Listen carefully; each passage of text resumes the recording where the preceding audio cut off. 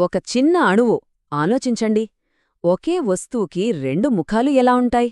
ఒక ముఖం చూస్తేనేమో అంతులేని శక్తి, ఇంకో ముఖం చూస్తేనేమో సర్వనాశనం. అసలిది ఎలా సాధ్యం? రండి, ఈ రోజు మనం అణువు కథలోకి వెళ్దాం.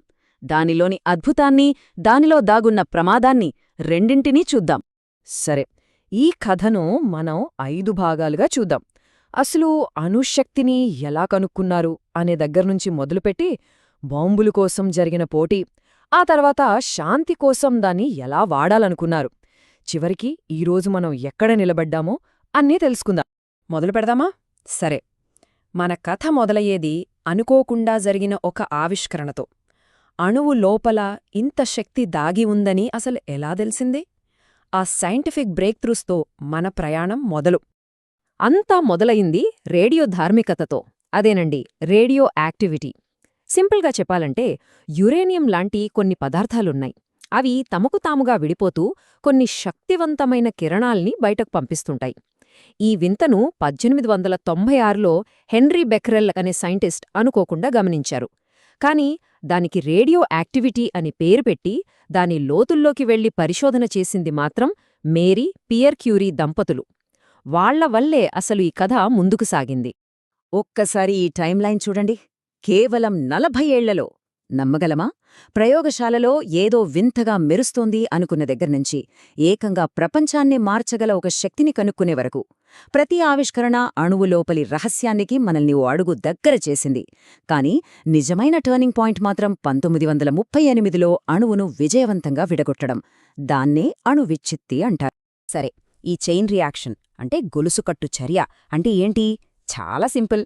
ఇది అచ్చం డామినోలు పడగొట్టినట్టే ఉంటుంది. ఒక చిన్న న్యూట్రాన్ అనే డామినో వెళ్ళి ఒక పెద్ద యురేనియం-235 అణువు అనే డామినోను ఢీకొంటుంది. ఆ పెద్ద డామినో పడిపోతూ విపరీతమైన శక్తిని రిలీజ్ చేయడమే కాదు, తనతో పాటు ఇంకో 2-3 కొత్త న్యూట్రాన్ డామినోలను కూడా పుట్టిస్తుంది. ఇప్పుడు ఆ కొత్త డామినోలు వెళ్ళి మరిన్ని యురేనియం అణువులను ఢీకొంటాయి. ఇక అంతే, చూస్తుండగానే సెకండ్ల వ్యవధిలో ఈ రియాక్షన్ లక్షల రెట్లు పెరిగిపోయి మనం ఊహించలేని శక్తి పుడుతుంది. అది అసలు విషయం. ఇప్పటివరకు సైన్స్ గురించి మాట్లాడుకున్నాం కదా. ఇప్పుడు కథ రెండో ప్రపంచ యుద్ధం వైపు మలుపు గీసుకుంటుంది. ఒక సైన్స్ థియరీ ఎలా ప్రపంచంలోనే అత్యంత భయంకరమైన ఆయుధంగా మారిందో చూద్దాం. దీని పేరే మ్యాన్హట్టన్ ప్రాజెక్ట్. చరిత్రలోనే ఇది one of the most secret and expensive projects. వాళ్ల లక్ష్యం ఒక్కటే, నాజీ జర్మనీ కన్నా ముందే అణుబాంబును తయారు చేయాలి, ఎట్టి పరిస్థితుల్లోనూ. దీనికోసం అమెరికా, యూకే, కెనడా తమ బెస్ట్ బ్రెయిన్స్ని రంగంలోకి దించాయి.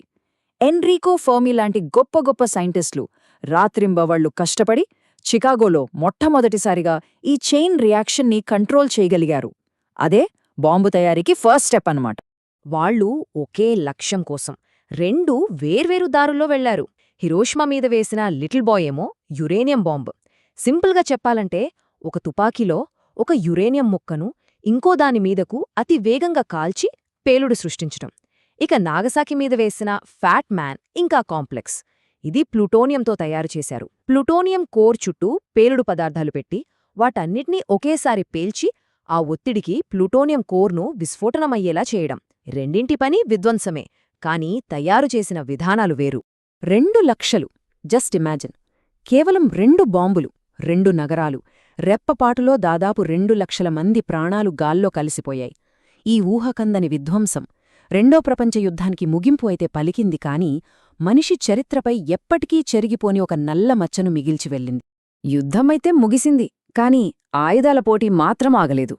ఇప్పుడు అమెరికా, సోవియట్ యూనియన్ మధ్య కోల్డ్ వార్ మొదలైంది. ఈ పోటీ అణు బాంబు కన్నా 100 రెట్లు పవర్ఫుల్ అయిన హైడ్రోజన్ బాంబు లేదా హెచ్ బాంబు తయారీకి దారితీసింది. ఇది ఎంత డేంజరస్ అంటే, అసలు ఈ హెచ్ బాంబును పేల్చడానికే ఒక చిన్న అణుబాంబును ట్రిగ్గర్లా వాడాలన్నమాట. ఇది అణువులను విడగొట్టడం కాదు, సూర్యుడిలో జరిగినట్టు అణువులను కలపడం ద్వారా శక్తిని పుట్టిస్తుంది.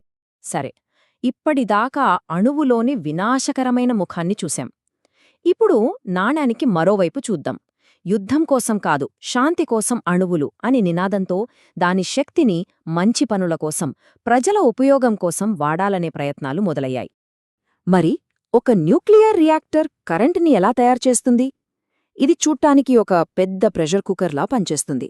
రియాక్టర్ కోర్ లోపల ఆ చైన్ రియాక్షన్ను చాలా జాగ్రత్తగా కంట్రోల్డ్గా జరిపిస్తూ విపరీతమైన వేడిని పుట్టిస్తారు. ఆ వేడితో నీటిని బాగా మరిగించి ఆవిరిగా మారుస్తారు. ఇక పవర్ఫుల్ ఆవిరి ఒక పెద్ద టర్బైన్ను గిరును తిప్పుతుంది. ఆ టర్బైన్ ఒక జనరేటర్ను రన్ చేస్తుంది. అంతే, మన ఇళ్లకు కరెంటొచ్చేస్తుంది.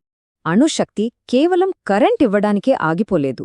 ముఖ్యంగా 1973లో ఆయిల్ సంక్షోభం వచ్చినప్పుడు అణుశక్తి ఒక ముఖ్యమైన ప్రత్యామ్నాయంగా మారింది. అంతకంటే ముఖ్యంగా మెడికల్ ఫీల్డ్లో ఇదొక వరంలా మారింది. క్యాన్సర్ని చంపే రేడియేషన్ థెరపీ దగ్గర్నుంచి మన బాడీ లోపల స్కాన్ చేసే పీఈటీ స్కాన్ల వరకు ఈ టెక్నాలజీ ఎన్నో ప్రాణాలను కాపాడుతోంది. వీటన్నిటినీ సురక్షితంగా వాడేలా చూసుకోవడానికే ఇంటర్నేషనల్ అటామిక్ ఎనర్జీ ఏజెన్సీ అంటే IAEA పనిచేస్తోంది. అయితే ఈ క్లీన్ ఎనర్జీ అనే వాగ్దానం వెనుక ఒక చీకటి కోణం కూడా దాగి ఉంది. ఆ గొప్ప వాగ్దానమే భయంగా మారినప్పుడు ప్రజలకు దానిమీద ఉన్న నమ్మకం పూర్తిగా పోయింది. ప్రపంచాన్ని వణికించిన ఆ 3 పెను ప్రమాదాల గురించి ఇప్పుడు మాట్లాడుకుందాం. 3 పేర్లు, 3 ప్రమాదాలు. ఇవి అణుశక్తిపై ప్రపంచం అభిప్రాయాన్ని శాశ్వతంగా మార్చేశాయి. 1 1979లో అమెరికాలోని 3 మైల్ ఐలాండ్. 2 1986లో సోవియట్ యూనియన్లోని చెర్నోబిల్. ఇది మానవ తప్పిదానికే అతిపెద్ద నిదర్శనం. ఇక 3ది 2011లో జపాన్లోని ఫుకుషిమా. ఇక్కడ ప్రకృతి ప్రకోపానికి న్యూక్లియర్ రియాక్టర్లు తలవంచాల్సి వచ్చింది. ఈ 3 ఘటనలు అదుపు తప్పితే అణుశక్తి ఎంత భయంకరంగా ఉంటుందో కళ్లకు కట్టాయి. 2 లక్షలకు పైగా. ఇది కేవలం ఒక నంబర్ కాదు. చెర్నోబిల్ ప్రమాదం వల్ల తమ ఇళ్ళు, ఊళ్ళు, జీవితాలు అన్నీ వదిలేసి శాశ్వతంగా వెళ్లిపోవాల్సి వచ్చిన మనుషుల సంఖ్య. స్వంత దేశంలోనే, స్వంత నేలమీదే వాళ్లు శరణార్థులుగా మిగిలిపోయారు. ఇలాంటి ఘోర ప్రమాదాలు కల్లారా చూశాక సహజంగానే ప్రజల మనసుల్లో అణుశక్తి అంటే ఒకటే భయం. ఆ నమ్మకం పోవడంతో ప్రపంచంలోని చాలా దేశాల్లో కొత్త న్యూక్లియర్ పవర్ ప్లాంట్ల నిర్మాణం దాదాపు ఆగిపోయింది. ఇది మనల్ని ఈ రోజు ఉన్న ఒక సంక్లిష్టమైన కూడలికి తీసుకువచ్చింది. ఒకవైపేమో క్లైమేట్ చేంజ్ని ఆపడానికి మనకు క్లీన్ ఎనర్జీ కావాలి. మరోవైపు అణ్వాయుధాల వ్యాప్తి, ప్రమాదాలు జరుగుతాయనే భయం. ఈ రెండిటినీ బ్యాలెన్స్ చేయడం ఎలా? ఇదే ఇప్పుడు మన ముందున్న పెద్ద ప్రశ్న. ఈ టేబుల్ చూడండి. అణువాయుధాల విషయంలో ప్రపంచ దేశాలు ఎలా విడిపోయున్నాయో ఇది క్లియర్గా చూపిస్తుంది. NPT అనే ఒప్పందం ప్రకారం 5 దేశాలు అధికారికంగా అణువస్త్ర దేశాలు. కానీ ఇండియా, పాకిస్తాన్, ఇజ్రాయెల్ లాంటి దేశాలు ఈ ఒప్పందానికి బయటే ఉన్నాయి. ఇక నార్త్ కొరియా అయితే ఒప్పందంలో జాయిన్ అయ్యి మళ్లీ బయటకొచ్చేసింది. పరిస్థితి చాలా సంక్లిష్టంగా ఉంది కదా. మరే కరెంట్ ఉత్పత్తిలో అణుశక్తి వాటా ఎంతుంది? మనం అనుకున్నంత ఎక్కువ కాదు. ప్రపంచవ్యాప్తంగా ఉత్పత్తి అయ్యే కరెంట్లో కేవలం 10% మాత్రమే న్యూక్లియర్ పవర్ ప్లాంట్ల నుంచి వస్తోంది. ఇది చిన్న నంబర్లా అనిపించొచ్చు, కానీ కొన్ని దేశాలకిది చాలా కీలకం. ఈ 10% లేకపోతే కాలుష్యం, కర్బన ఉద్గారాలు ఇంకా పెరిగిపోతాయి. అందుకే మనం ఇప్పుడు ఒక పెద్ద డైలేమాలో ఉన్నాం. ఒకవైపు చూస్తే క్లైమేట్ చేంజ్కి ఇది ఒక మంచి పరిష్కారం, ఎందుకంటే ఇది CO2ని విడుదల చెయ్యదు. కానీ మరోవైపు చూస్తే అతిపెద్ద సమస్య దాని వేస్ట్, అంటే అణు వ్యర్థాలు. వేల ఏళ్లపాటు ప్రమాదకరంగా ఉండే ఈ వ్యర్థాలను ఏం చేయాలి, ఎక్కడ దాచాలి? దీనికి ఇప్పటికీ సరైన సమాధానం లేదు. అంతేకాదు, పాత రియాక్టర్లను మూసివేయడం కూడా చాలా ఖర్చుతో కూడుకున్న పని. అయితే భవిష్యత్తు కోసం ఒక పెద్ద ఆశాకిరణం కనిపిస్తోంది. దాని పేరు న్యూక్లియర్ ఫ్యూజన్.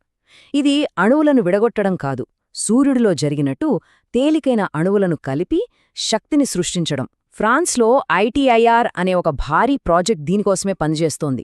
ఇది గనక సక్సెస్ అయితే ప్రమాదకరమైన వ్యర్థాలు దాదాపు లేకుండా అంతులేని క్లీన్ ఎనర్జీ మన సొంతమవుతుంది. సో మళ్ళీ మనం మొదటి ప్రశ్నకే వచ్చాం. అణువు, దీని అంతిమ వారసత్వమేంటి? మానవాళికి పరిశుభ్రమైన శక్తినిచ్చే ఒక వరమా, లేక మన ఉనికికే ముప్పు తెచ్చే శాపమా? బహుశా సమాధానం మన ఎంపికల్లోనే, మనం తీసుకునే నిర్ణయాల్లోనే ఉందేమో.